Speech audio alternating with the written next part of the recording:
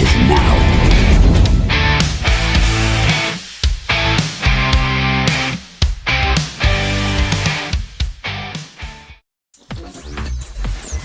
NUFC Undisputed. With Christy American Mad and Derek the Mighty Win. NUFC Talk Radio, the voice of the Toon Army. Hello, everyone. Welcome to NUFC Talk. We are live here early afternoon in the UK. Welcome, one and all. Don't forget to smash the like button if you're watching on YouTube. If you are listening on DAB, thank you very much for listening. Have safe travels. And, of course, find us on YouTube for the latest trending stories of Newcastle United here on NUFC Talk TV on YouTube. NUFC Talk Radio everywhere. Don't forget, you can listen to us everywhere on DAB, on online radio directories, on your smart speaker. You can simply tell, hey, Alexa, enable skill, enable NUFC Talk Radio, and voila, you should come up. We should come up 24/7 covering Newcastle United. So there you go. Your one-stop shop for all things Newcastle United. And we're looking to add more shows, of course, so it'll be lovely. And we are getting started. So if you know anybody that does social media, anybody that writes for websites, anybody that presents, anybody that could produce with the technical side of things, let us know. Email us, chris@nufctalk.tv. Send us a shout and we can get going. We got a lot of new people as well. A new writer for the website who's been killing it, to be honest. Liam Rafferty, welcome, mate. And he's been writing stuff, of course. He did his match report after the City game last night. He also did 3 takeaways that we're going to get to today to see if there are anything that we can take away, anything positive or negative. Either way, it works. If we can take away and not do it again, that will work. So give it a shout. Go to the website, nufcradio.com or nufctalkradio.com. It all goes to the same place. Even the old one, nufctalk.tv. Everything goes into one place. So go there and check it out. We're going to update you, put news out there, put good stuff out there. So give it a shout. Also follow us on all social media platforms. Everywhere, everybody and their mama, go follow NUFC Talk Radio at NUFC Talk Radio. As simple as that, ladies and gents. On Instagram, on Facebook, on Twitter, on TikTok, everywhere, on Threads, on Blue Sky, everywhere. NUFC Talk Radio. Don't forget to become a member as well. Help the channel out and get exclusive content. A lot of stuff coming your way, I'm telling you.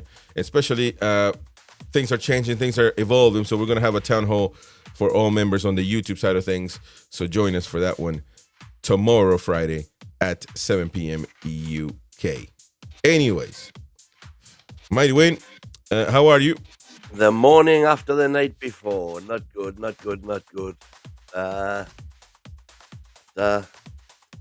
Going through that ordeal last night and listening to the aftermath, of course, amongst all the fans. It's not a good time right now to be a Newcastle United supporter. Things have gone better in recent times. But if you try to look for some positives, it's not the end of the world to get knocked out of the Carabao Cup at the semi-final stages. By City. Don't forget to add that. By Man City, exactly. There you go. However, it is the manner. That's really poor from him. The manner of the defeat, because yet again we saw, and I wonder if this is it coincidence that we can't win a game without Bruno in the team? And I know you always downplay. We can't win regardless, man. Who's got the conch? Yeah, go on. It's spout lies. You always downplay his antics to the crowd, but is it coincidence that when he's not in the team, that just doesn't appear to be the effort put in that there is when he is in the team? It's no coincidence we haven't lost a game while we haven't won a game. Sorry, if he hasn't been part of the team. and that's incredible when you think about it. We can take a bit of comfort from Elanga getting his first goal, and again, an improved, not a brilliant performance by any stretch of the imagination, but a better performance than we've been getting from him, and that seems to be a trend lately with Anthony Elanga. He does appear to be improving somewhat. But the key takeaway yet again is the tactics, team selections, substitutions, or lack of them made by Eddie. You can argue his hands were tied with Miley and Bruno and Tino being injured. But teams are going to get injuries, and you have to overcome these. And when you're playing teams who have better squads, better individual players than what you've got to overcome that with more fight, more determination, more effort, more energy, which used to be a trait of every Eddie Howe team. You knew that the Eddie Howe team of the 2021, 22, 23 was not going to lie down. If you wanted a result against that team, you had to. I would love to see that team play this team now. And a lot of them are the same players. A few of them are a bit older, and that's another thing that when you, I thought Trippier, and I love Trippier. I think Trippier has been one of our best ever signings, but he was left for dead on so many occasions yesterday and just could not recover. And that this again comes down to Eddie Howe. If you're going to set up a team with 5 at the back, so you're going on the counter attack, you have to have players who can good recovery speed. And I'm sorry, Tripp simply hasn't got that now. Still got all the skills, all the brain work, but he just hasn't got any recovery speed. And the back four generally is not fast. Chow put a bit of pace there, but it's frightening. It's looking Right. better at all. Charles with the super chat on YouTube. How out? He has been crap all season in the Prem. Thank you for the super chat, mate. And well, a lot of people are voicing that sentiment. And the thing is, it has, in my opinion, of course, you're gonna miss Bruno just like you would miss any other player important player that comes out. But the problem here is as simple as we are not a good team. We are so inconsistent up and down. It could be a one-off season. That could be the most positive way of taking it. But how do you know? How do you absolutely know that's the case? At the end of the day, the facts don't lie, and we spend a lot of money. It didn't improve whatsoever. We lost a major part of the team, but if by now you haven't found a way to get over that, then it's I don't know. I think in the first 2 months, in the first month, and the 2 month, 3 month, you could say, yeah, that's what's going on. But man, come on, man. We're in the business end of the season now, So Well, it's the first 2 months we didn't have a striker at all. So well, we did actually. We did. Waldemar was there, and he scored many goals, so that wasn't the problem. It was the team that Waldemar provided. missed It's the still first not provided 2 now. Waldemar missed Barcelona because the manager didn't want to. It's simple. That's one game that I remember from the get-go, in the beginning of the season. And then you go to Leeds, and we played with Osula, and you think that if we had another center forward, we would have won that game when we created nothing for him. So again, I'm just trying to remember those first games. We've had a team problem. We have a team problem. The team doesn't perform well. One player is not good enough. 2 players are not even good enough. It's the whole team that's not performing well. Again, we waited for the right back and left back to come back. They came back, amazing performance. After that, they all start falling down. It wasn't working with Livramento on anymore. And then they got hurt again. So it's all I mean, it's Oh, it a worked very brilliantly up and down when season. we had Hall and Livramento back. It worked brilliantly. That's how we beat Man City with them on the pitch and the striker.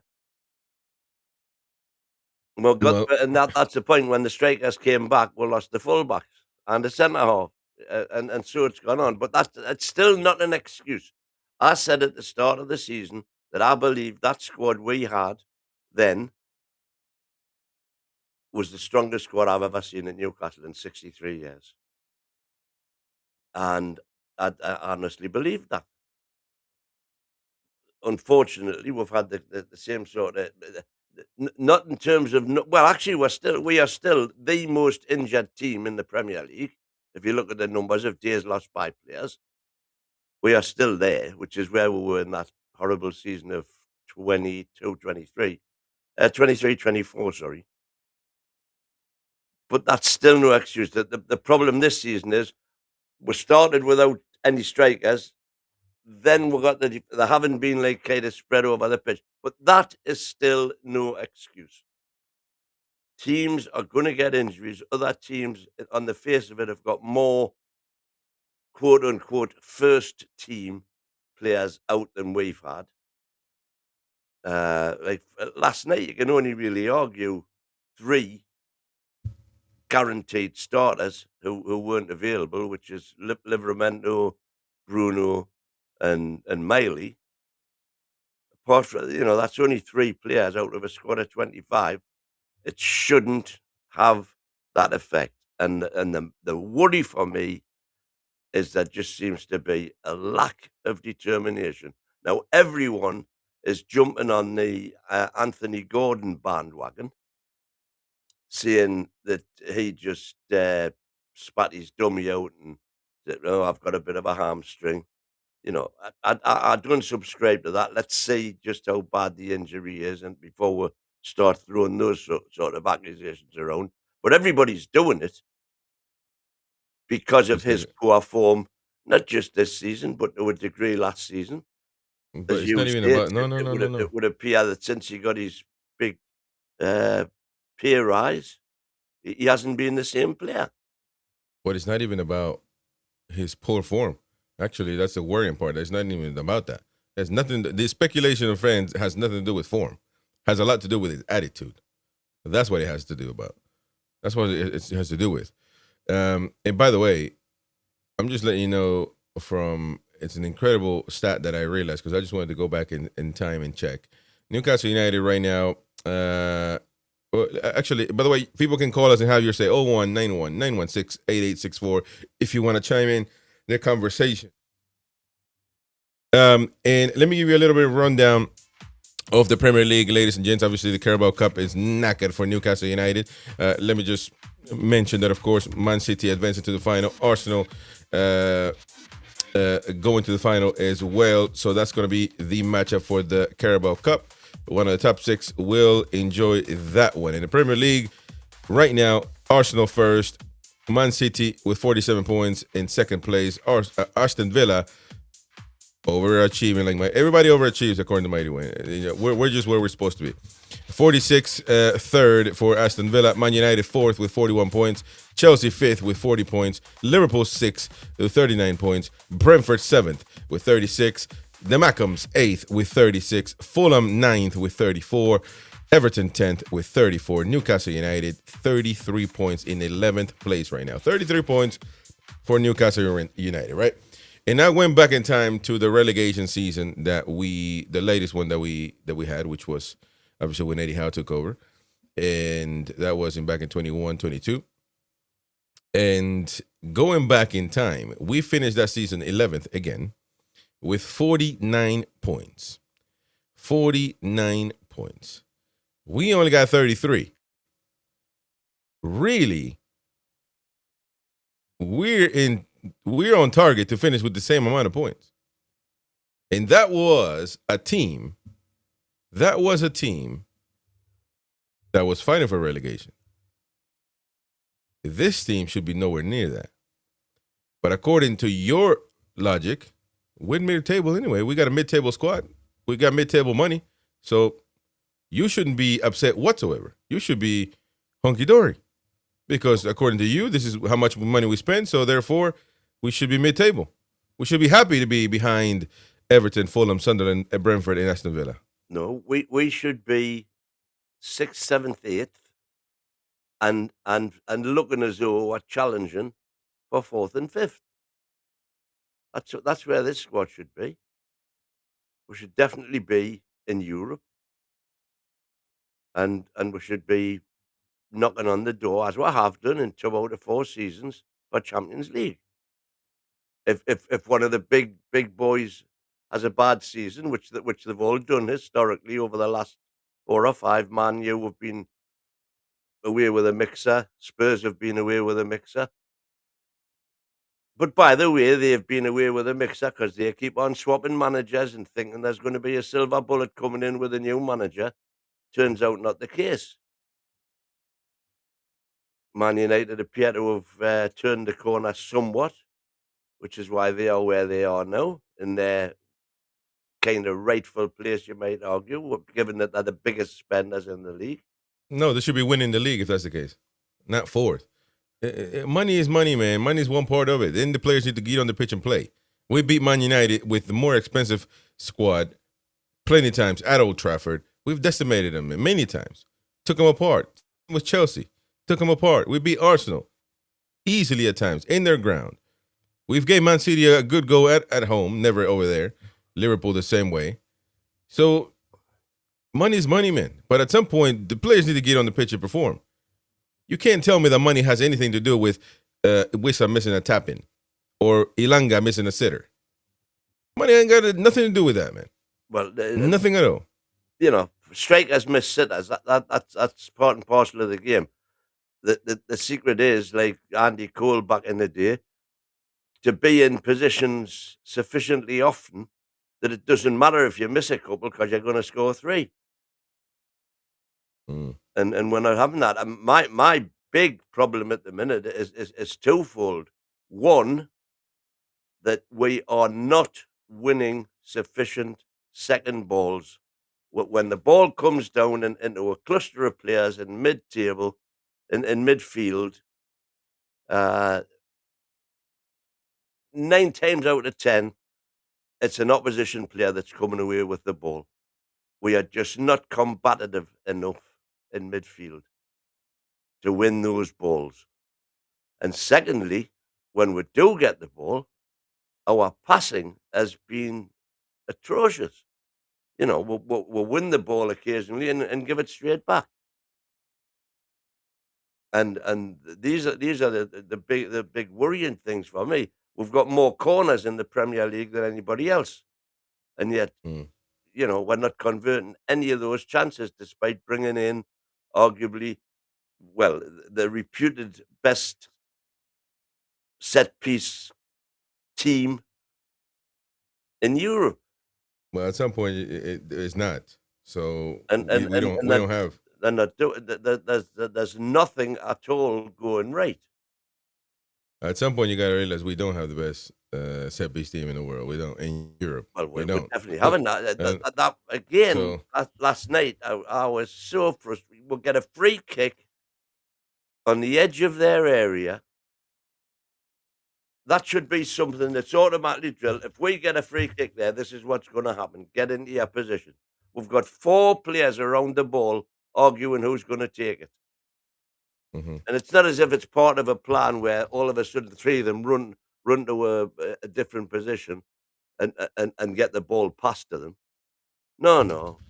Trips has a shot on target, over the wall, down, did the thing, but no power, so it got saved. But that shouldn't be happening on the pitch. We should know what we're going to do, especially in situations where you're behind and you need to get a goal. You shouldn't be dithering, wasting time having those conversations. It should be automatic, bash. And as I say, the big worry for me is just attitude and determination in the middle of the park, because it ain't there. Well, but I don't necessarily agree with that because you got Bruno and Tonali. That's a lot of determination. Bruno obviously wasn't there When Bruno's back on the pitch, you'll find determination, although he cucks it up at times, but that's okay. And then Tonali yesterday was unbelievable. Tonali yesterday, I mean, what do you want? What else do you want? I mean, the guy could do any more. It couldn't do any more in the midfield, man. Listen, Man City literally kick off and they kill the game. And it's just that simple. It's that simple. I don't even think it's a center back problem. Poor Dan Barron, just poor Chiao. I just don't know. I don't think we were set up for anything. We actually, matter of fact, it felt like we were set to attack. Was that the right call from the get-go? I don't know. It felt that way. Why had to be set to attack or 2-0 down? But from the get-go, from kickoff, it's a tough task because you got the crowd, you got the atmosphere, players are up for it. It's not the right attitude, I don't think. You got to let all that simmer down. It's the same as Enfield. In the very beginning, everybody was up for it. All Liverpool fans wanted is a man to be kicked out, to be red carded for Newcastle. It didn't happen because it was a miracle. But you've got to let the atmosphere settle down and then work your way up. You got to be listen, man. It's whatever happened yesterday didn't work. And hindsight is a beautiful thing, of course. But that's what we're here to do. We can't go back in time and act like nothing happened on the pitch. In getting eliminated from the Carabao Cup, fine. Ultimately, it is what it is. But we have bigger underlying issues than just getting eliminated from the cup. As big as that is already, because that's our cup. It's bigger. We got bigger issues right now. Bigger issues, and I am a bit concerned because I don't know where else. What else can Newcastle do? I mean, they can go week by week on a weekly basis, play game by game, and I guess just do that. But where are we really going? Because I feel like we might have a good performance against Brentford, beat them 2-0, and, that's okay. That's not going to be easy anyway, based on where they are in the table and how they're performing. But if we happen to win, but that's why I don't subscribe to fans anymore. Because fans, sometimes they don't even tend to think. We have a great performance, and all of a sudden we're back, and everything is great. And then when we lose, everything is, horrible. So it's you got to keep a balance. And unfortunately, Newcastle United is a so inconsistent team right now that it's hard to trust, to put it that way. This team is hard to trust. So that's that. Let me see what the comments are saying, of course. Call us now and have your say. 0191-916-8864. If you're in the UK, free of charge. Call us now and have your say, ladies and gents. And the Real DX says, Shay Given felt we were too attacking. Didn't give ourselves a chance to settle. Exactly my point. And I didn't even see Shay Given. But, it's exactly the point. You got to settle down. Everything is going on. And listen, Man City don't have the greatest atmosphere. However, they're still at home. They're still kickoff. Up for it. You got to simmer down. I felt like we were just out there. From the get-go wasn't a good thing. If Liverpool were a much better team, they would have done the same thing as City.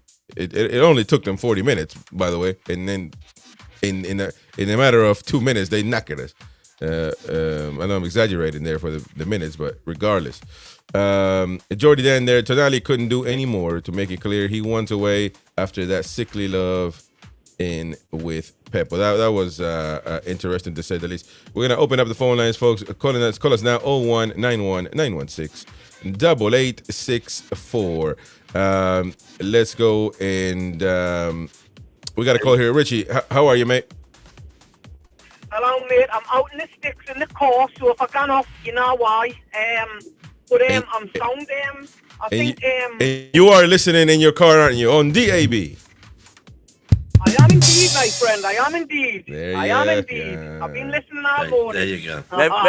Where have you got the preset? What number preset have you got it in at? I hope it's number one. That's got to be number. We got to be number one, man. always number one, always number one. Why NUFC Talk TV. Why not? Well, talk radio now, mate. Talk radio. Why Exactly. So, what do you think, mate? It doesn't feel any better the day after, to be fair. No, it doesn't. But bear in mind, right, we lost the long tail, didn't we? We lost the rat, right? So if anyone thought that you're going to lose an elite player like him, and I class him as an elite player for us, and think that you're going to finish higher than the season when he was here, you're very, very deluded as far as I'm concerned. Very deluded. We didn't replace him at all with like for like. The closest was Wissa. He was out for how many months? Pretty much 3/4 of the season. So it's all to be expected, man. It's all to be. I mean, the wingers, they haven't performed very well with the exception of Barnes. Murphy has just gone missing this season, and he was a key part of when we had the long tail. Very key part. So I'm not surprised with how this season's gone at all, mate. In fact, I'm shocked on how well it's gone up to now, truthfully. I really am. Look at all the injuries we had. We haven't got people that's coming in and replacing them. We just haven't got the quality. We've got very good quality with 11 good players, but we haven't got 12 good players, 13 good players, and so on. And we need that to be addressed immediately, in my opinion. Mm. And is it a worry then, Rich, that it wasn't addressed, or at least begun to be addressed in January when we had an opportunity to do so?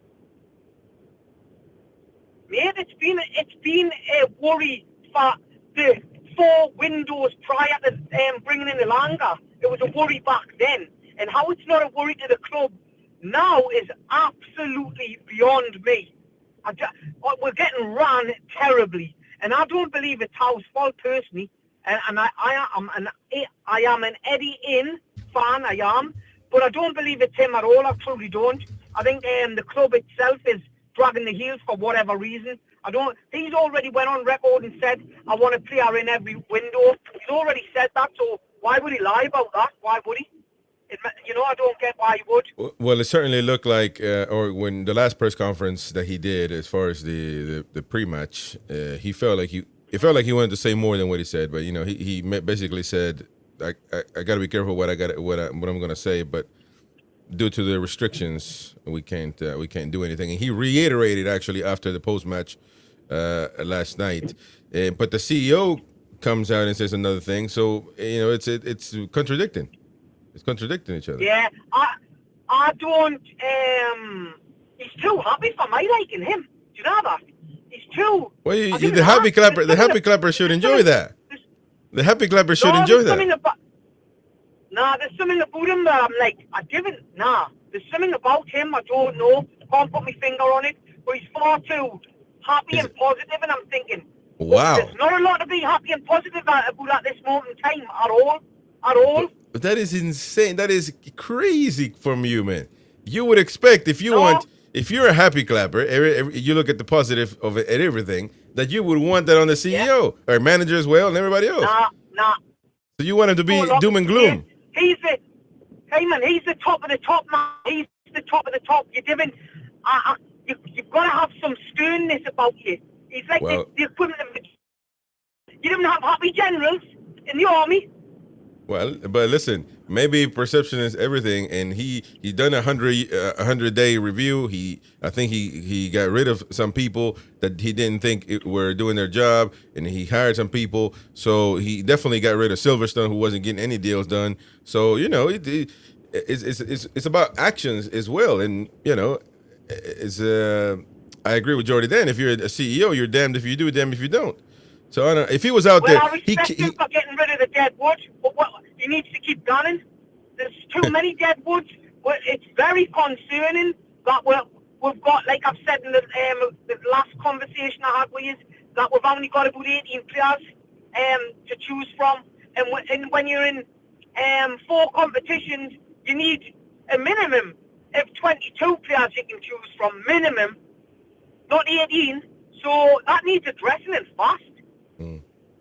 Yeah, fair point. One of the things another thing that annoys me is that, as you Uh-huh. just rightly said, Chris, he came in all guns blazing, 100-day review, made various changes that most of us thought should have been made.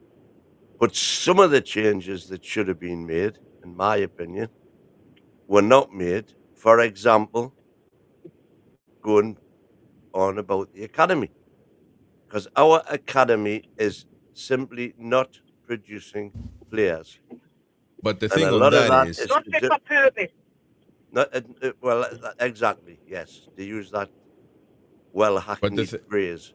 but the thing about that Shola is, Amiobi has surely proven, God bless him as a player and service he's given the club, but he has proven that he hasn't got a clue what he's doing as loan manager or whatever the actual title is.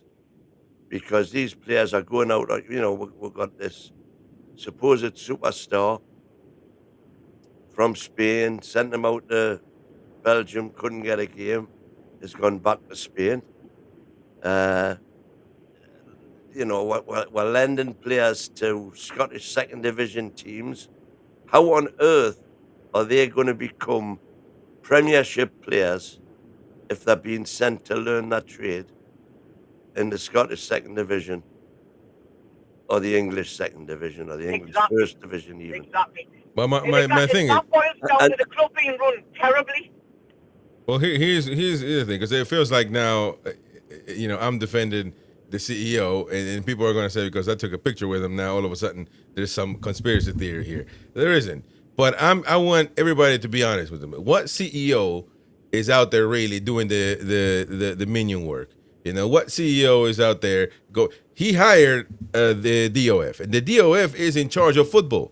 The CEO is in charge of the whole club, and that means everything, not just football. But that actually might be Then, every single thing. Sorry for So cutting you off. no, go ahead. Go on. No, go ahead. Go Right? ahead. If we've got a DOF, why didn't we bring somebody in, minimum of one player, minimum, well, it should have been more, by the way, but let's just say one player. Why didn't we bring somebody in this window? Well, then Who's to blame for that? Somebody's to blame. We've got to start pointing the finger at someone. 100%. And to me, everything, whether it's right or wrong, everything leads up to one man, and that would be Eddie Howe. And once again, let me explain, because everything the DOF has said that every player would have to be sanctioned and approved by Eddie Howe, regardless. Then you get the CEO saying that we've had many options. The activity has been amazing, but we didn't find the right. The money wasn't an issue, but we found the right. We didn't find the right player to go for. Everything leads to Eddie Howe didn't like the options, and it's at the end of the season we'll see if he made the right call or didn't. It doesn't look like he did. Right, He did. Chris, That's the assumption I can make. Bring in another, like some flops then, like Wissa, Elanga in Baltimore then? Would you rather I'm just gone reading that? I'm not saying that again. Well, that then was you go. desperation buys, that was. But there you go. So Desperation then, buys. why you're complaining about not having any signings? But maybe they didn't think there were any signings worth getting. So, Well, And so whose fault's that? that's what it boils down to, doesn't it? Well, it looks that way, that they weren't, that who were targeting weren't good enough. But, I mean, look at where we bought Wissa from. And look how many times people have come in for their top elite players, and then they're above us. And you think, so if they can do it and they can stay above us, what the hell's going on with our club? yeah, well, I mean, listen, every other club out there, you know why? But again, to me, I'm just assuming here, it all leads up to Eddie Howe not wanting those players, because every club out there is making moves, man. Every club out there trying to do something, with even we could have gone in for Mateta. I know his knee is knackered according. He needs to have surgery and all that. He failed 2 medical tests. I understand that, but he's been playing and scoring, banging in goals with that knee. So it can't. I mean, sometimes you can go over certain things. That's one player, by the way. Personally, And then you got bring in anyone that's injury prone. Personally, no yeah, but chance. Mateta's not injury prone. That's the thing. Tottenham's the perfect example. Lascelles, another example. Nah. No. But another one, Fratesi was heavily linked and approved, everything ready to go for Nottingham Forest. That's Forest, man, with Fratesi. That's some ambition, that. And listen, I don't know who's in charge of that. I don't if that's the owner that said, give me Fratesi and whatever you guys think, I don't care, or the manager wanted Fratesi. Or, I don't know. The clubs might be run different.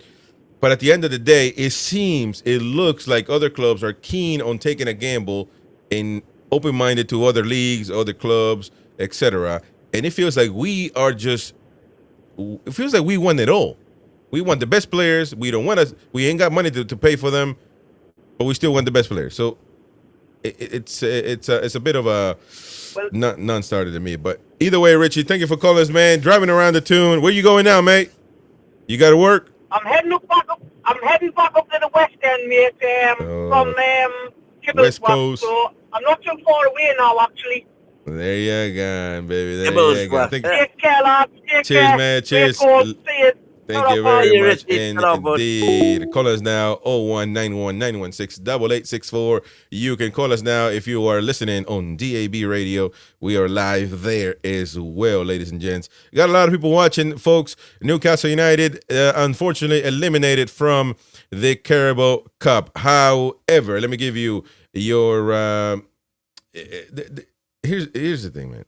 I'll give you a rundown of what's going on in the latest Premier League news, etc.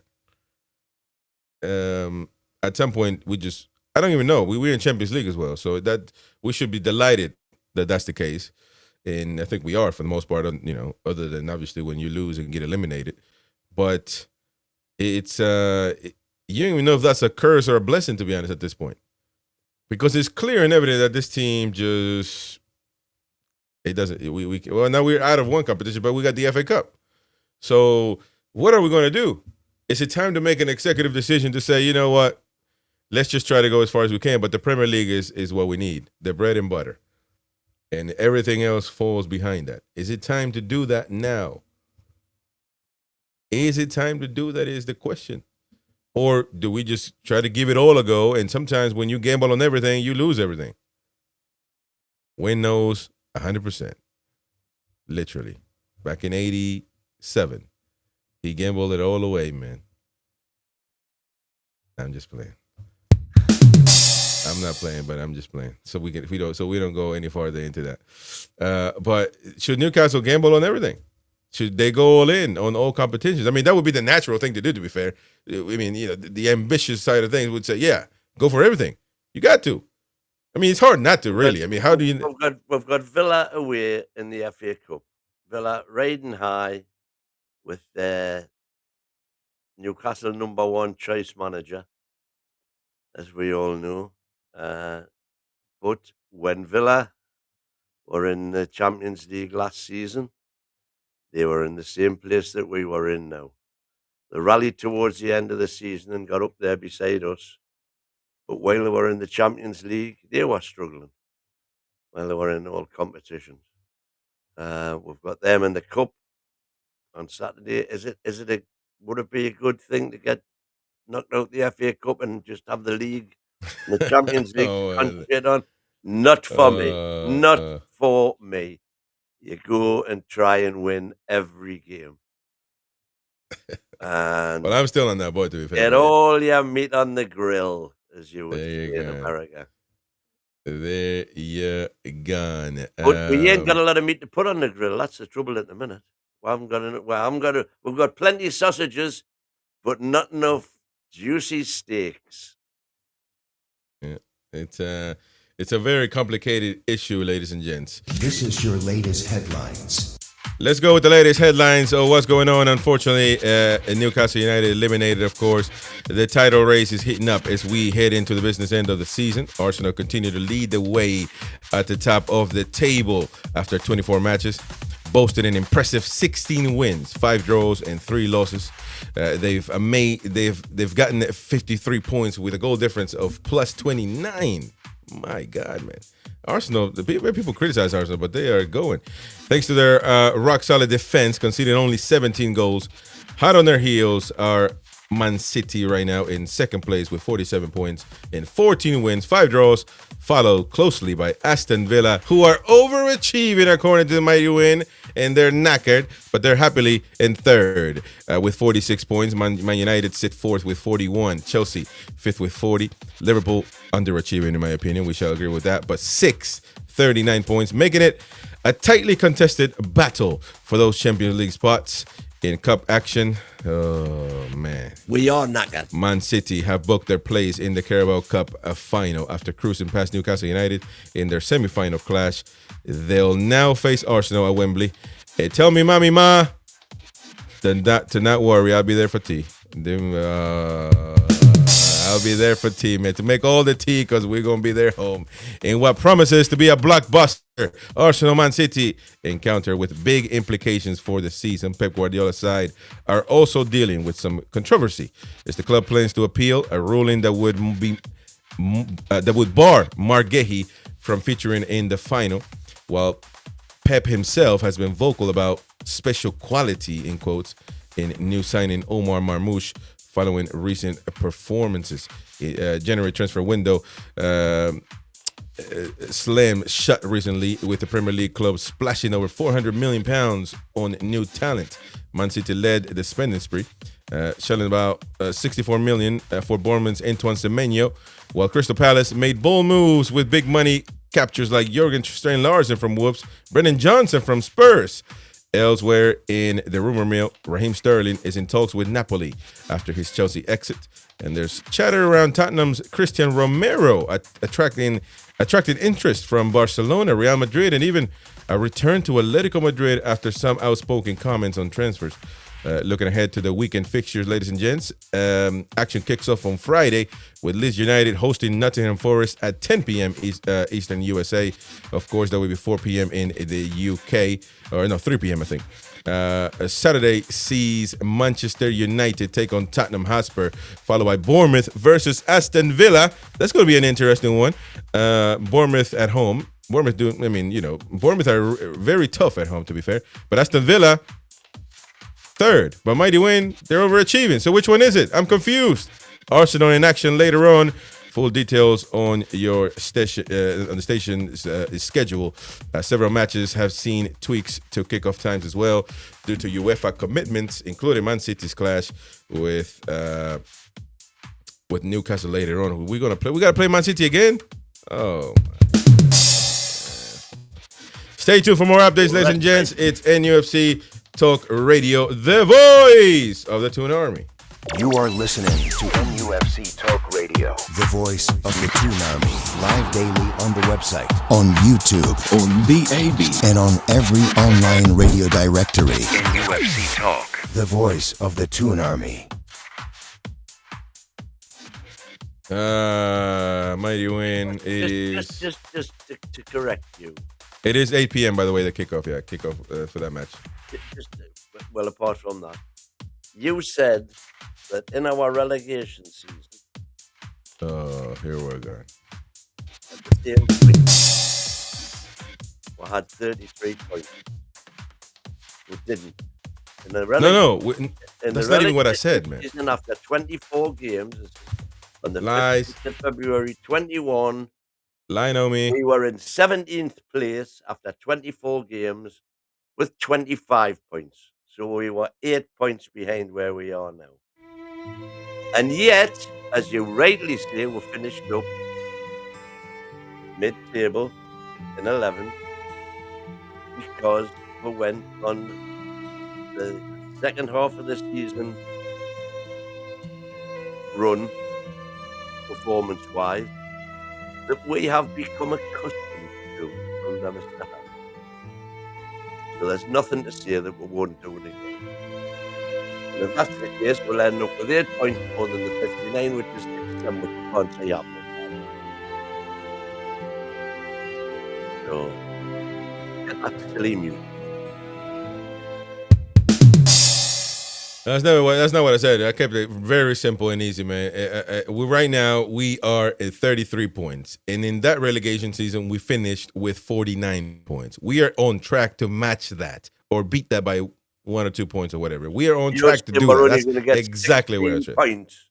16 points from 14 games is what you're saying we're going to get. I'm saying we're on track for that. Don't you watch what we watch, man?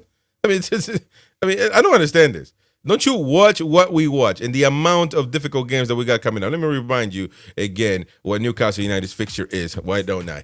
Newcastle United will face Brentford, probably the easiest game they got right now in the next coming weeks, and that's going to be this Saturday, of course. Then we got Tottenham away. Then you got Aston Villa in the FA Cup, which doesn't count for the Premier League, of course. Then you got Champions League, but it counts for tiredness and lineup usage. And then you got to go to Man City once again. Then you got, of course, the other leg of the Carabao, the Champions League. Then you got Everton at home. Then you got Man United. Then you got Chelsea. And the derby once again. Man United at home. Chelsea, yeah, Everton at home. Man United. Yeah, Palace, but this. There's six games there that we could easily get 15 points from. What's the easy 15 points? Everton at home. Okay. Man United at home. Why Man United at home easy?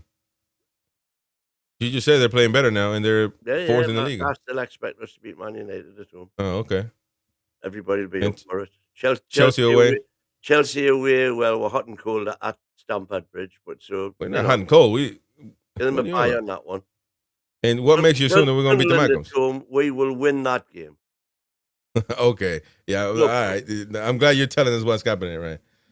Crystal Palace away. Crystal Palace have lost the plot, the same as we have. Then Bournemouth at home. Then Arsenal away. Then Brighton at home. Then Forest, West Ham, and Fulham we'll finish off with. It's a much... Once we get these toughies out the way now. Okay, mate. Well, listen, I like the positive vibes anyway. I think that's good for the soul. Can I be positive? No, you. Well, what? What are you on about? You gotta be realistic. That's actually more healthy than just being positive for no reason. Realistically right now is not looking good. No, but look, it doesn't necessarily mean pessimistic. No, but it's reality. We're not playing good. What do you want me to say? We aren't playing good. I agree with you. So what's the difficult to understand? That's not being negative, by the way. What happened to no easy games in the Premier League? Also, by the way, just let's think about this. If we get beat by Villa, then our league games from the 22nd of March is 22nd of March, next one, 11th of April. So that's nearly 3 weeks that Eddie will have on the training pitch. And one of my major worries about Eddie Howe is that he can't manage 2 games a week. Which is no good because that's what we want to be doing all the time. 2 games a week. Well, of course. So, but thereafter, there's a week between every game. So he's got that time on the training pitch to get all the new lads bedded in properly, etc., etc. And let's hope he can show his coaching prowess when that time comes. Mm. Because at the minute, he's got nothing else going for him other than the fact of the money in the bank, which was earned by overperforming, by doing stuff on the training pitch, which converted onto the match day to get more from the sum of the parts than we're currently getting. At the minute, we're getting less than the sum of the parts. Flynn says, since Wynn said I'm how out, we got worse again. Yet his copy club is stronger than ever. King of the flip flops. There you go. I'm Eddie out now. There you go, baby. There you go. Thank you very much out there, all of you listening and watching. And appreciate you very much indeed. If you're listening on radio, come to the YouTube side of things and find us at NUFC Talk TV. If not, everybody and their mama, go find us at NUFC Talk Radio on every online radio directory on your smart speaker. Enable skill and tell them enable NUFC Talk Radio, and you'll be able to listen to us every day, 24/7. Let's go with Liam Rafferty, our new editor-in-chief, if you will, of the website, writing his 3 takeaways, three things that we learned from the match last night. And I want to know what we agree. And listen, usually, 3 things that we learn, it sounds like it's a positive, like something positive, but doesn't mean that. Literally, it could be negative. So let's see. The first leg made the task almost impossible. That's the first thing, obviously. He writes that Newcastle's poor record at the Etihad Stadium is well documented, with their last victory there coming back in 2014. And I think that's the last time we scored anyway. I think that was... Don't tell me. I know. The last time we scored there, who was it? I think I remember this goal, man. I got an elephant's memory too, but I can't remember this one. I know the characteristics of the player, but I can't. What we're doing? What are you trying to think of? I'm trying to. 2014, man. Who scored? The last time we won over there in 14. Come on, man. I knew it too. I know it. At Villa? No, at Man City, man. Last time we beat at the Etihad. Right here, man. It says I knew it was Sissoko. Right there, it tells you right there, right here. I should just read Liam's article. But that was a Pardew side, of course, that beat Man City 2-0 in the League Cup, thanks to goals from Orlando Aarons and Moussa Sissoko. Those are the ones that scored on that particular performance. Because of that history, many Newcastle supporters viewed this second leg as a near write-off, with a positive result at St. James's Park seen as the Magpies' best chance for reaching the final. Although Newcastle had beaten City 2-1 in the league earlier this season, the 2-0 defeat in the first leg left them with an almost impossible task. So, Wanaka. So first of all, the first thing we learn is in a two-leg thing, stop messing around and get the job done at home, which, by the way, hasn't been great all season as well either. This notion that home has been perfect is nonsense. Matter of fact, literally, we just lost against Villa, and they're knackered. Literally. Was it Yedling? I knew Yedling was. Oh, that must have been in the league, though, in 2018. Maybe the last goal we scored, not win, but goal. Yeah, I knew it was Yedling, so that's why I was a bit confused. Anyway, the second one that he writes is a makeshift midfield struggle. So with obviously Bruno and Joelinton unavailable, Howe was forced to field a midfield trio of Sandro Tonali, Ramsey, and Willock. And my biggest concern before even we did a show yesterday, before anything happened, was that Ramsey and Willock are going to just go forward nonstop. They're not going to even look back. And Tonali is going to have to be an octopus. It's as simple as that. And he was, but it wasn't enough. So that's the situation. With Joelinton, he would have been a bruiser. He would have been somebody to tackle. He's strong in the midfield.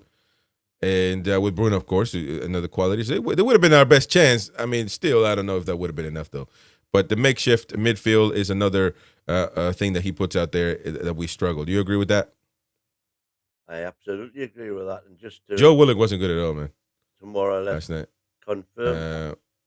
So these are the midfield stats. Jacob Ramsey made 4 defensive contributions.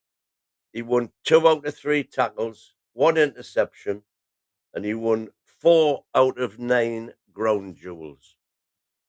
Now, your man, Sandro Tonali. No, here we go with stats.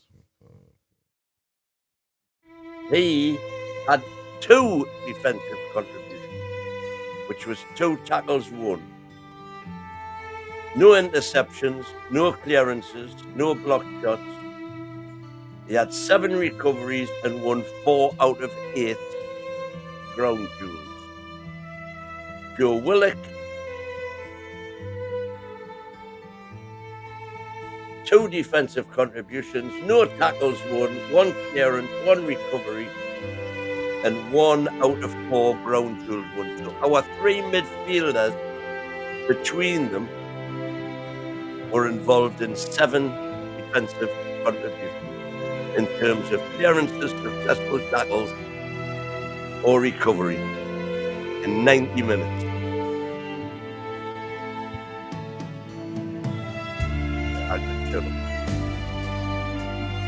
Are you done?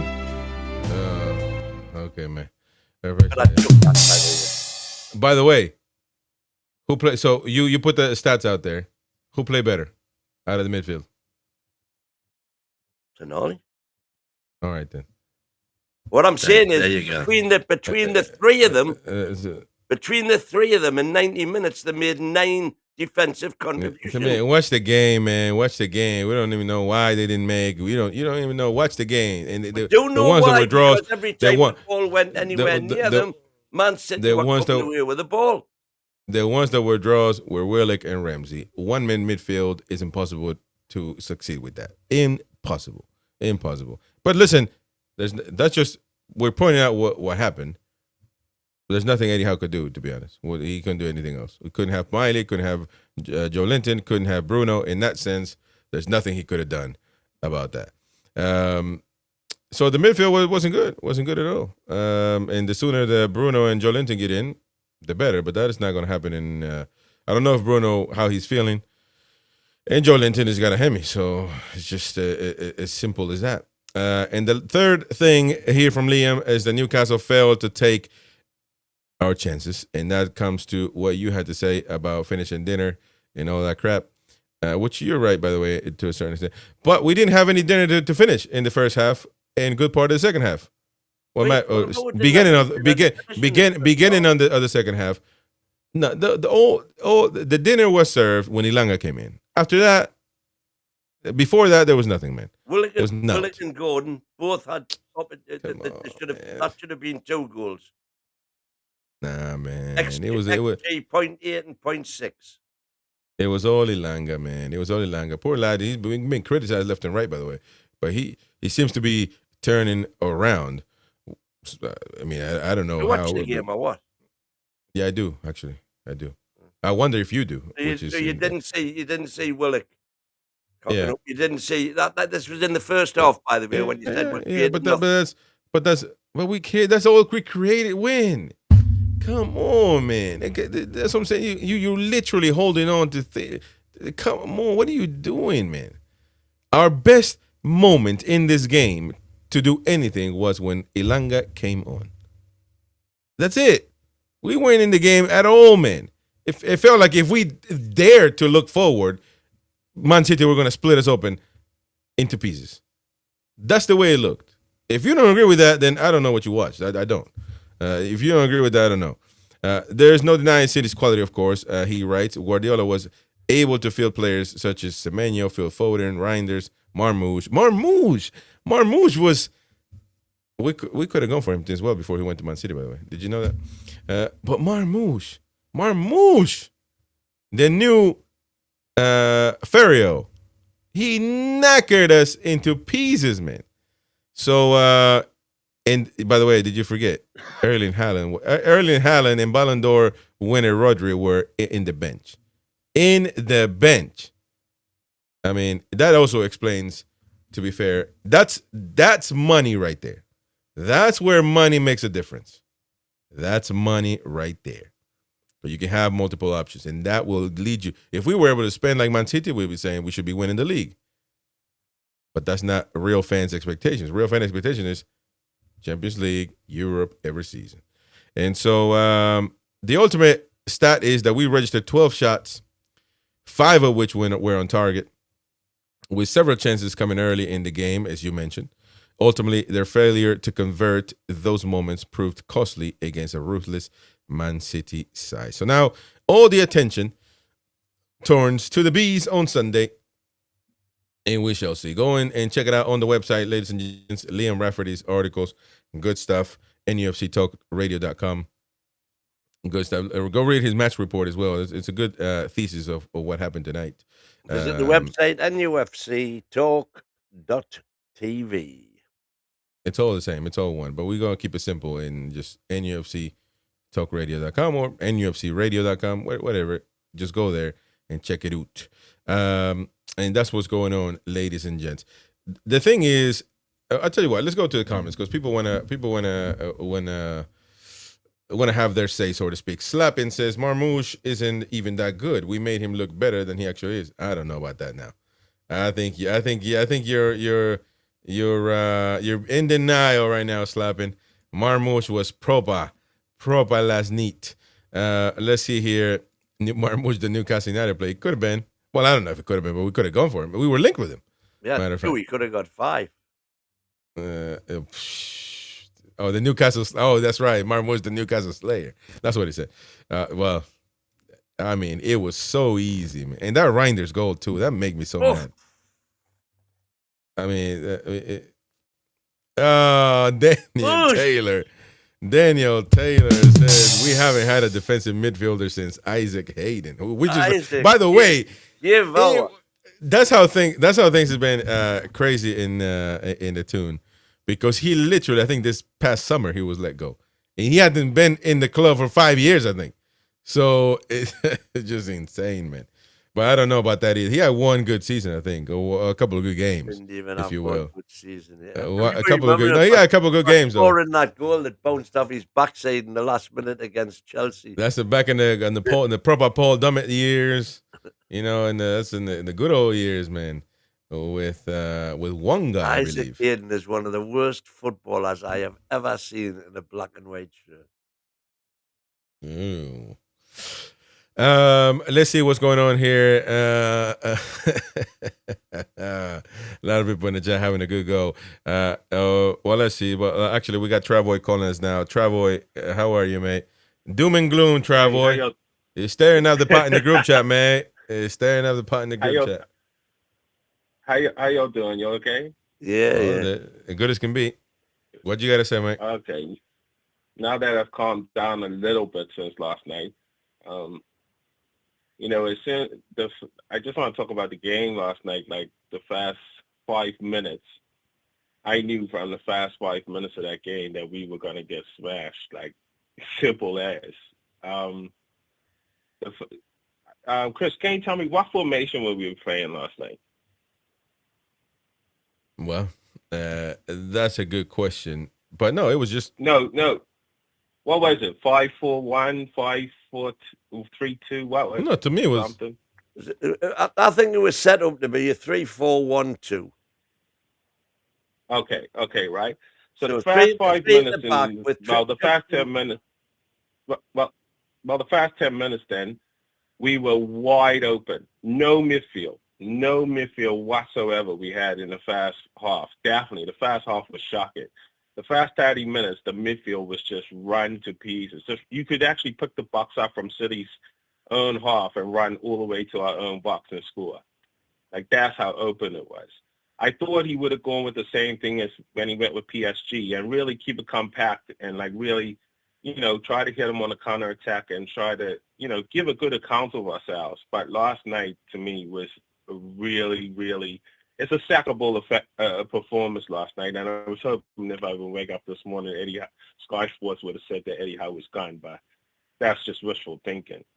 I looking into the summer now that we gotta actually go out and probably buy at least 7 players, 7, and I just feel that like we ain't going nowhere on the Eddie Howe, and we actually ain't. I don't know what the summer holding for us now, and it's really scary, actually, because I don't think we even going to get any European football. And like you said, Chris, we on track to get 49 points. It's the same season as, you know, when we were fighting relegation. So what do you guys think about it, about the game and the summer?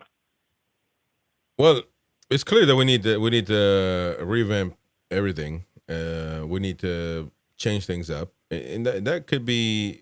Well, all the way from the inside, the way we recruit, the way we strategize. Again, it seems like we gave Eddie Howe, you know, the reins of the last say on every player. Maybe that needs to change next season, because if it didn't work this season, then it might not work next season. So you as far as I'm not saying that he shouldn't have any say, but it should be a consensus. It can't just be what Eddie Howe approves or disapproves. Because if you do that, then you everything just falls into one man, one brain. It's just like any business. I'm here on this particular channel, for example. That's why we got so many brains, and I want so many brains to chime in and have their say in closed doors, so we can have ideas on how to grow and how to do this. If it was just me, then it's just one man, and I can make many mistakes that sinks the ship, basically. So you've got to be open-minded. If it didn't work with Eddie Howe's making every decision or signing every player, again, I don't necessarily think that what matters about player or Wissa's a bad player or Ilanga's a bad player, but it's okay. the result is proven that he hasn't worked out this season. Like going on Walter Marta, like last night, I actually feel so sorry for him. Like for the first time the whole season, I feel sorry for him. I'm like, literally, when he first came in, the first 9 games, he played the same way he was playing when he used to play for Stuttgart and he used to play for Germany. That he played exactly the same way. Somehow, since what is it, like 10 games? How many games he hasn't scored in now? 18 games? He since then, he is, I don't know if it's coached, but I think it's coached. Something has been coached out of him, or he has just lost all confidence. Elanga did well last night, and I do think that Elanga, you know, he deserved the credit today that he did come on and try. You know, we had the bad and the good last night of Elanga in the space of a few minutes. So, but Walter Marta at £69 million needs to be on someone, and I do think he has the potential to be a great striker. Like, why doesn't he just stay in the box? Like, literally stay in the box. I don't understand why he drop him deep. Drop him deep, he loses the ball every time. And to me, he's been told to drop deep. Like, who would tell you to drop deep if you can't hold the ball? But he does drop deep for Germany. And he still gets in the box. So that's because they're getting players around him more when he plays for Germany. When he was playing for Stuttgart, they got more players around him, I guess. The thing about this is, you know, it's so hard. You got to play to your center forward strengths. And if you chose somebody to £69 million, if he chose him to be the one, everybody agreed that he was Isak's replacement at the moment, and Wissa was Callum Wilson's replacement. Yeah. Everybody was saying that. Yeah. And if that's the case, and if that's what you did, then you're going to have to play for him. You're going to have to play for him and change your system towards him. He's not a bad player. He's, again, playing for one of the best national teams with high expectations, just like England, and won more than England in Germany. So he's not playing for Guam. You know what I'm saying? He's not. So he's working out for them. He's scoring for them. When he plays with proper wingers over there, everything is honky dory. So that's what I'm saying. That's what I'm saying, though, Chris. I don't think he's a bad player. The price that he was has kind of made him, you know, in people's eyes, oh, he's useless now because £69 million is a lot of money. I think he's a really good player, but for some reason he has been coached to do something that, like, he's been coached out of his style, and like you say, we don't play to his strength. I think that's the case more so that we have coached him away from his style. I think what are Walter Marta's strengths, Travoy? So when he was playing in Germany, he likes the ball to feet, right? He likes the ball to feet, right? But he hasn't got so he likes to take 2-3 touches before he can get the ball out of his feet and play. But when you pumping the ball into him with 3-4 players around him, 3-4 defenders around him, he ain't gonna win any battle because he hasn't got enough time to hold the ball. Second of all, crossing the ball in the box, 400-something crosses, 1 goal. Like, the man is 6'7".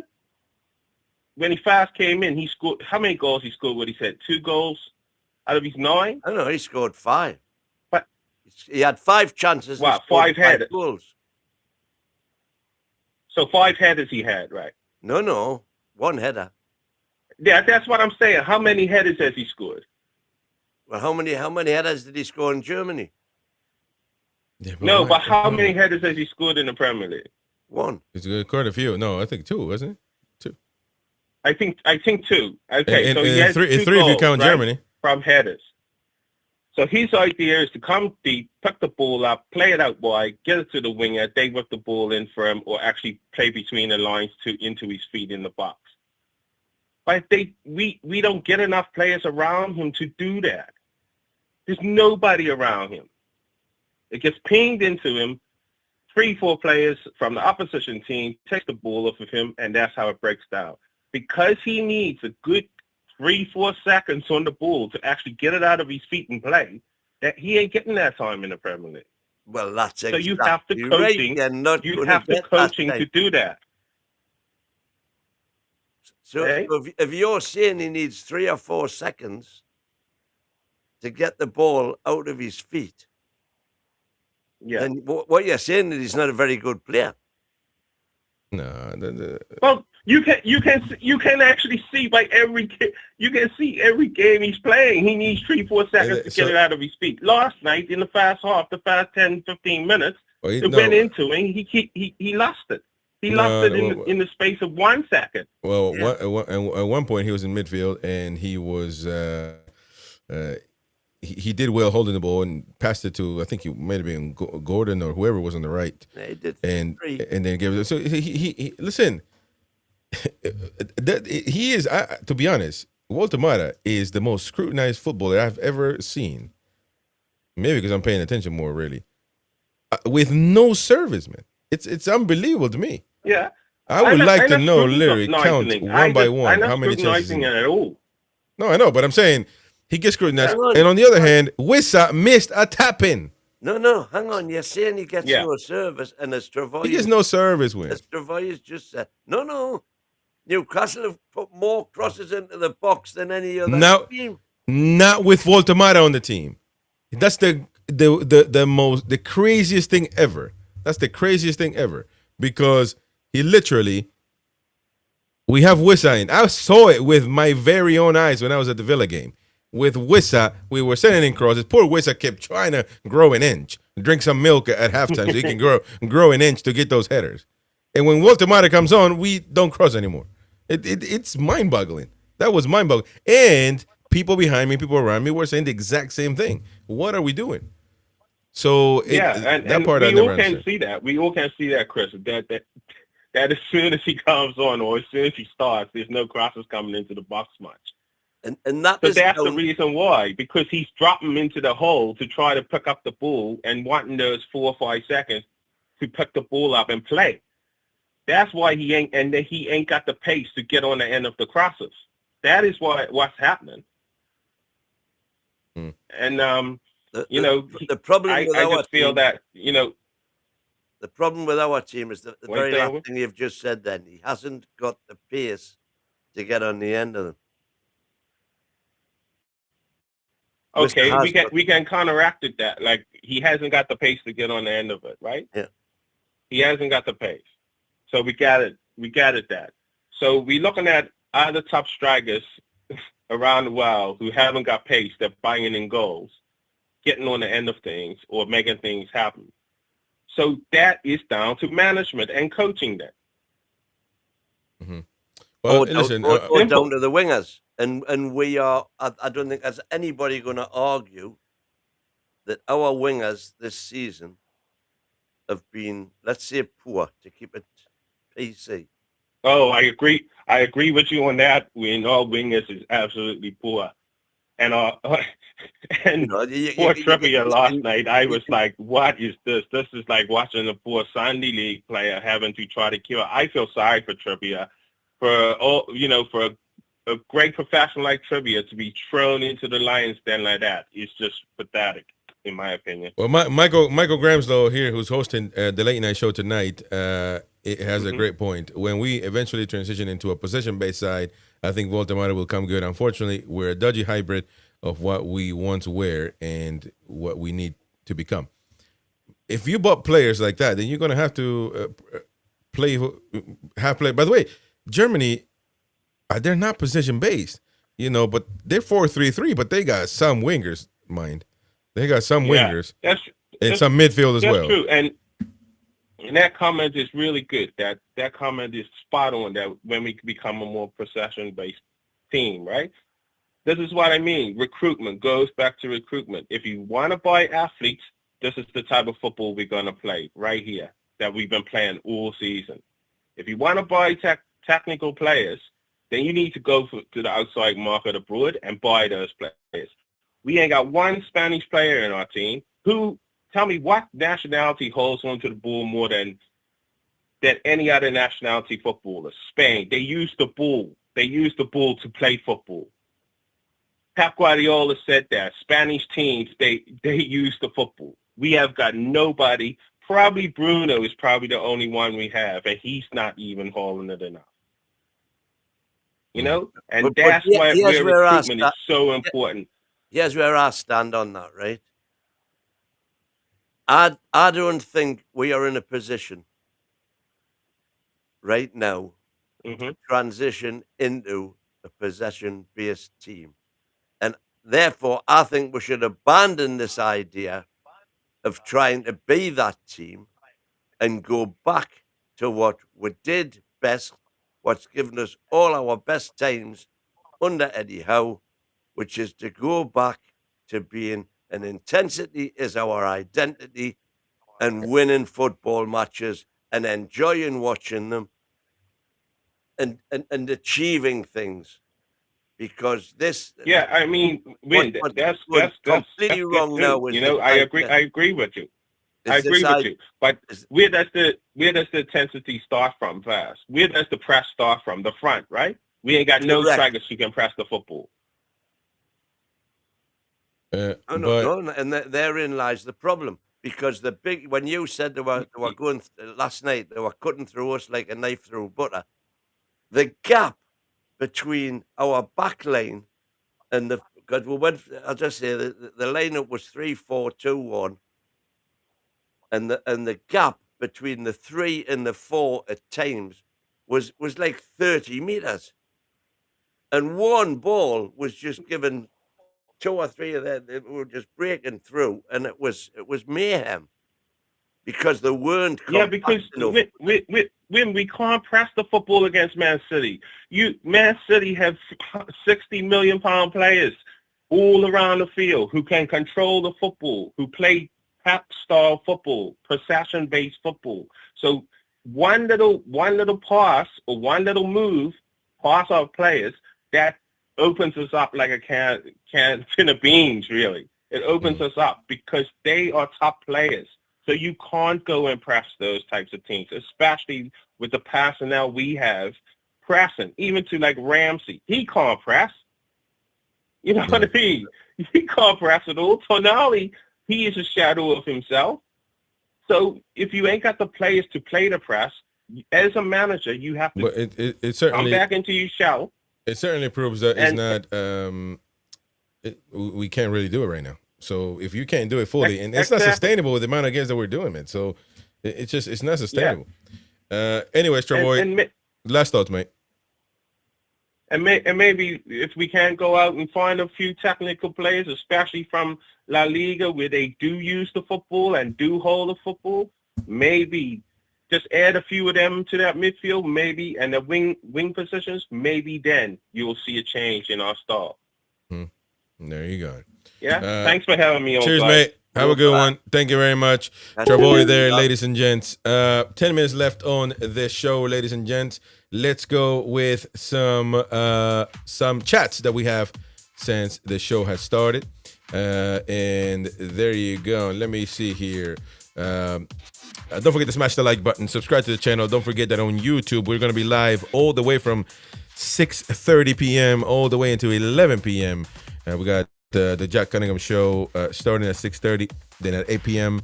when he's done, we got the early night show. And after that, the late night show hosted by Michael Gramslow. And I'm sure we'll be taking a look at the confidential from the Daily Mail as usual on Thursdays. If not, we'll obviously have a lot to talk about anyway. So don't forget, you can join the NTTV Plus membership as well. One of our mods there put the link, Irish Student Assassin put the link out there. Hit that link and join us for that as well. Become a member so you can enjoy exclusive content and support the channel. Remember, a member-only town hall tomorrow at 7 p.m. Right before the Friday Night Show, where we just relax, where Mighty Wayne doesn't get upset that we play the music. It's weird when you listen. The music kicks on when you start going on and on and on, mate. It is what it is. The music it's just who we are, mate. When you decide that I'm saying something you don't agree with. It's just who we are, mate. It's just who we are. You've got the button. I'm going to get to myself. No, you're not. You get muted. You get kicked off. Jody, and by the way, Win is going to Azerbaijan. He's got an Azerbaijani lady, so he's a little bit. I don't know. I've got to wait till 2 o'clock. I've got the ticket. You ain't got a match ticket yet?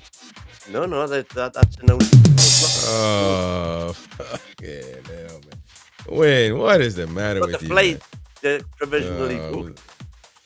With 6,000 support. You're thinking about going to Azerbaijan, get in touch with Toon Travel. Jody up in there, about 60,000 supporters go to the city ground and get offered a mere 10,000 extra seats at home. Sorry, not good enough. PIF. Well, that's an interesting topic. Darren Lee, I find it hard to compare Howe to his Bournemouth days. It's different squads for starters. It's not the same players. Tracy says the summer situation totally derailed the project that was happening. We need to have some patience again. We need to get through this. Darren Lee, once again, why did Howe start with Ramsdale? That's a huge mistake. I don't necessarily think Ramsdale did anything bad, though. I mean, it can, but that's, I don't know.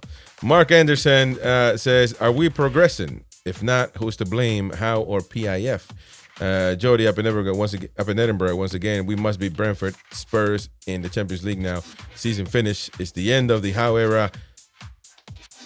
Come to an end of season when new managers become available for the summer of World Cup. Not jump the gun. Jay here says the money was spent and the worst players are the ones bought from Premier League teams. The real DX, mark my words, Ilanga and Chow will be successful signings. Voltemada and Ramsey will be average. Ramsdale will be forgotten quickly. Wissa will do nothing, says DX. Dumb. Shem Rock says home form strong, away form is not. If we win all of our home games and lose all of our away games, given form, we are on target for 54 points. Yeah, okay. We're proving that we can't just win at home, man. It's proving that now. Irish Student Assassin. Pep knows Sandro from back in the day, knows his father and family. They are having some connection, and Pep is rumored to be leaving end of the season. Can't see Tonali wanting Italy, though. Well, yeah, I mean, that was clarified, of course, by Pep Guardiola after the game. Dr. Abuesa asked Gwen how many points of Champions League spots are we now? That was his justification for keeping Howe. Ooh. I'm in the out now. At one space, we were in the Champions League. When we were one up against Liverpool, we were in the Champions League position. Would-be farmer, That's how quickly it turns. Anyone know what's our just as quickly? Anyone know what's our XG in the Premier League? It's so far this season. Can we compare it to the last season? We're vastly underperforming our XG, and if we're not, would be fifth. XG is the worst thing that happened to football, man. It excuses everybody nowadays. Darren Lee, look at some of the poor passing from Ramsdale as well. God knows what he was thinking, or panic kicks. Yep. Jordy Dan, we need a proper clear out and rebuild in the summer. Keep whole, Bruno Miley, Chow, the rest negotiable. There you go. Alec McMurtry, well, the way for Howe to be fired is just stay where we are in LG. I don't know what that means. In the league. Stay where we are in the league. That should move. PIF to action. There you go. Indeed, it DX, remember when Shearer's legs went a bit in 2001? Sir Bobby's genius was to sign pacey players like Bellamy, Robert, and Bernard to get the best out of Shearer, and it worked a treat. Do that with Walter. Exactly. Got to play to him, man. Well, we got fast wingers. We just ain't got good ones. Gordon would be amazing if he was playing on the right, but he doesn't. He wants Gordon FC. He wants to go to the World Cup. He wants to score. He wants to be the main guy, and he knows he's not going to play over Saka. So Gordon's got bigger fish to fry than Newcastle United. That's his problem. But if he was on the right, playing proper right wing, it would be honky-dory. And Barnes on the left, linking up with Voltemada. Try it, man. Try it. Niall Powell, Minte would never have played because Eddie never chose him. And lastly, Gavin Fuller, the takeover wave is over. The takeover wave is over. Eddie used to get extra out of them right in the takeover wave of positivity. Wow. And there you go, ladies and gents. Thank you very much, all of you out there, for listening. And helping out. It's the DAB Radio Just Loop and Repeat shows. We are adding more shows for radio, so don't you worry about that. We're gonna get more stuff for you, and you'll be able to watch those if you're a member of the YouTube channel. You'll be able to watch those, of course. And there you go. Anyways, thank you very much, all of you out there. Appreciate your support, and we'll be back again from 6:30 p.m. UK on YouTube. Go out there and help the channel out. Jack Cunningham, we'll see what he has to say, of course, and the rest of the shows until 11 p.m. Away the lads, folks. Take care, and bye-bye. Away the lads.